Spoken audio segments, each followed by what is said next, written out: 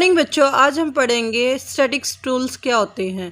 Statics tool जो कि कक्षा 11वीं का पहले अध्याय है।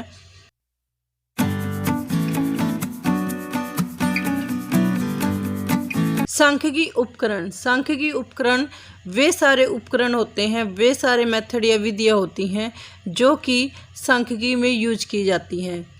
सांख्यिकी अध्ययन में प्रत्येक अवस्था में विशेष प्रकार की तकनीक या उपाय का प्रयोग किया जाता है। इन्हीं तकनीकों या उपायों को सांख्यिकी उपकरण कहा जाता है। सांख्यिकी के अलग अलग स्टेप होते हैं। हमने पहले वाली वीडियो में भी पढ़ा था। सांख्यिकी को 5 चरणों में पूरा करते हैं, जिनमें से पहला स्टेप होता है आंकड़ों का संकलन, यानी कि आंकड़ों को इकट्ठा करना, डाटा कलेक्शन। आंकड़े इकट्ठे करने के लिए 2 मेथड हो सकते हैं, या तो वो संगणन है या निर्देशन है। संगणन को हम सेंसस बोलते हैं और निर्देशन को हम सैंपलिंग बोलते हैं। सेंसस में हम सभी मदों का प्रयोग करते हैं, जबकि सैंपलिंग में हम 2-4 मदों का प्रयोग करते हैं, उन्हीं के बेस पर निष्कर्ष निकालते हैं। जैसे अगर मैं कक्षा 11वीं में ये देखना चाहती हूँ कि कितने विद्यार्थी ऑनलाइन पढ़ रहे हैं कोरोना के टाइम में, तो मैं किसी एक स्कूल के स्टूडेंट का डाटा ले लेती हूँ, तो वो सैंपलिंग कहलाती है। लेकिन अगर मुझे जितने भी बच्चे इन्वॉल्व हो रहे हैं 11वीं क्लास में, उन सभी की स्टडी करती हूँ, तो वो सेंसस मेथड कहलाता है। सेंसस मेथड काफ़ी ब्रॉड होता है, काफ़ी बड़ा होता है। उसमें प्रत्येक मद का प्रयोग किया जाता है, वेरिएबल का प्रयोग किया जाता है, इसलिए इसमें टाइम भी ज़्यादा लगता है, मेहनत भी ज़्यादा लगती है, लेकिन इसका रिजल्ट बेस्ट होता है। जबकि सैम्पलिंग में जो मेथड है उसमें कम टाइम लगता है, कम मेहनत लगती है और कम धन खर्च होता है। लेकिन कई बार सैम्पलिंग से जो रिज़ल्ट आते हैं वो सेंसस से आने वाले रिज़ल्ट अलग अलग होते हैं। सैम्पलिंग के अलग मेरिट है और सैम्पलिंग की अलग मेरिट है। सैम्पलिंग वहाँ यूज की जाती है जहाँ एरिया बहुत ज़्यादा ब्रॉड है, आप उसकी स्टडी नहीं कर सकते, तो वहाँ हम सैम्पलिंग मेथड लेते हैं। लेकिन अगर एरिया छोटा है, जैसे सिर्फ मैं 11वीं कक्षा के बारे में स्टडी करना चाहती हूँ, तो मैं वहाँ सेंसस का प्रयोग कर सकती हूँ। दूसरा, कुछ वस्तुएं नाशवान होती हैं, वो जल्दी ख़त्म हो सकती हैं, जैसे कि खाने पीने की चीज़ें, उन पर आपको कोई भी स्टडी करनी है तो आप वहाँ सैम्पलिंग का प्रयोग करोगे, ना कि सेंसस का। जैसे चावल कच्चे हैं या पके हुए हैं, इसका अनुमान आप सैम्पलिंग से करते हो। 2-4 चावल चख कर ही अनुमान लगा सकते हो कि चावल पक चुके हैं या कच्चे हैं। या आपके शरीर में कोई भी प्रॉब्लम है तो आप अपने ब्लड टेस्ट से करवाते हो, तो आप ब्लड टेस्ट से अनुमान लगा सकते हो कौन सी बीमारी। आप पूरा ब्लड नहीं निकालते, तो वहाँ सेंसस मेथड यूजफुल नहीं होता है, वहाँ हम सैम्पलिंग का प्रयोग करते हैं। दूसरा जो स्टेप होता है किसी भी सांख्यिकी के लिए, वो होता है आंकड़ों का व्यवस्थीकरण करना, organisation of data. Organisation of data में हम आंकड़ों का विन्यास यूज करते हैं, एरे। आंकड़ों के व्यवस्थीकरण के बाद थर्ड स्टेप होता है आंकड़ों का प्रस्तुतिकरण। किस आंकड़ों को प्रस्तुत करने के लिए, प्रेजेंटेशन ऑफ डाटा के लिए हम या तो टेबल का प्रयोग करते हैं, ग्राफ या चित्र, इन तीनों में से किसी का भी प्रयोग कर सकते हैं। आंकड़ों के प्रस्तुतिकरण के लिए तालिका, ग्राफ, चित्र सबसे प्रसिद्ध तकनीक है, इन्हीं का प्रयोग हम प्रस्तुतिकरण के लिए करते हैं। टेबल फॉर्म में आप बना सकते हो या उनका डायग्राम बना सकते हो। फोर्थ स्टेप होता है सांख्यिकी का आंकड़ों का विश्लेषण। आंकड़ों के विश्लेषण के लिए हम औसत या प्रतिशत का प्रयोग करते हैं, कितने प्रतिशत आपने कवर किया है या उन आंकड़ों की एवरेज क्या हुई है।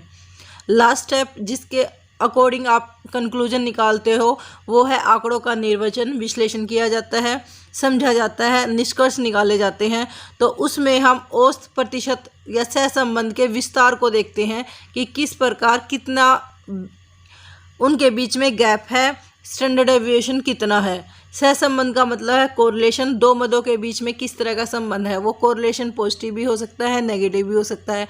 अगर x का प्रभाव y पर पड़ रहा है, x के बढ़ने से y भी बढ़ रहा है और x के घटने से y भी घट रहा है, तो इसका मतलब ये पॉजिटिव रिलेशनशिप है, इन दोनों के बीच में कोरिलेशन है।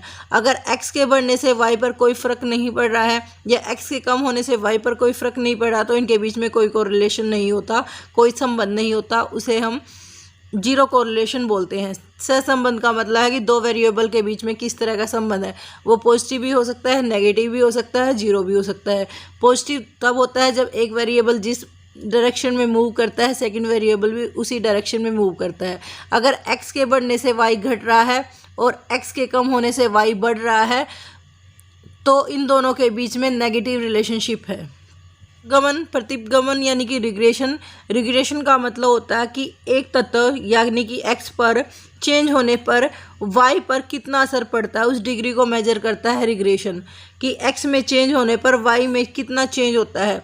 ये एक तरह से फोरकास्टिंग करता है किसी भी वेरिएबल की, जो कि स्टैटिक्स के लिए इम्पोर्टेंट है। सांख्यिकी की विधियों और विभिन्न अवस्थाओं को हम एक टेबल या चार्ट द्वारा समझते हैं।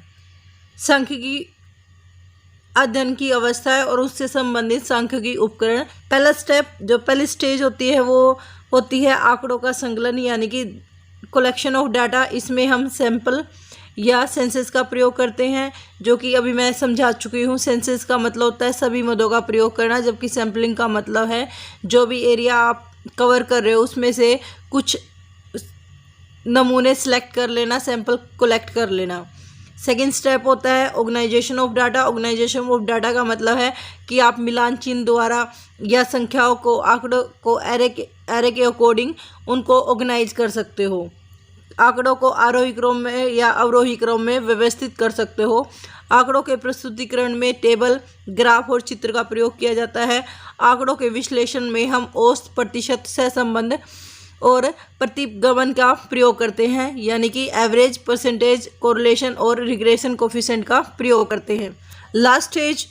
लास्ट पॉइंट जो होता है वो होता है आंकड़ों का निर्वचन, इंटरप्रिटेशन ऑफ डाटा। इसमें हम एवरेज, परसेंटेज और रिग्रेशन और कोफिशिएंट की डिग्री देखते हैं कि उनके बीच में कितना रिलेशनशिप है। Magnitude of average, percentage and degree of A relationship between different variable के बीच में स्टडी करते हैं कि x और y के बीच में कोरिलेशन है, लेकिन कितनी डिग्री में है। कोरिलेशन का मतलब होता है सहसंबंध, कि x का y पर कितना प्रभाव पड़ता है या x और y के बीच में क्या संबंध है। जब हम बात करते हैं कि एक चर का दूसरे चर पर क्या इफेक्ट पड़ता है तो वो रिग्रेशन कहलाता है, लेकिन अगर हम दो चरों के बीच में संबंध देखते हैं तो वो कोरिलेशन कहलाता है। आज की वीडियो में हमने देखा कि स्टैटिक्स टूल्स क्या होते हैं, अलग अलग स्टैटिक्स पर कौन कौन से स्टैटिक टूल्स का प्रयोग किया जाता है। आने वाली वीडियो में हम पढ़ेंगे कि स्टैटिक्स का स्कोप क्या होता है, स्कोप ऑफ स्टैटिक्स। आज के लिए धन्यवाद।